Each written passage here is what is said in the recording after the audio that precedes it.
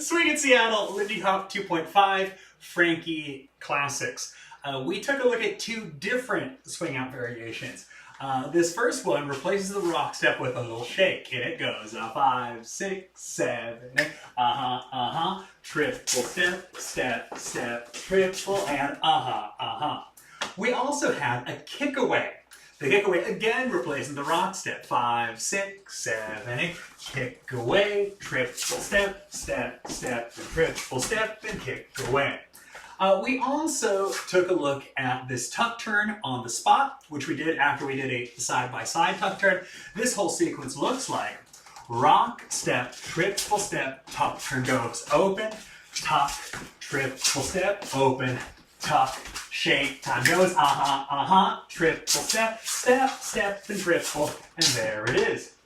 And we compared how one of us could initiate a styling variation and invite our partner to do the same one without, per se, leading their feet to do so. And this communication goes both ways. First, let's see it on the leader side.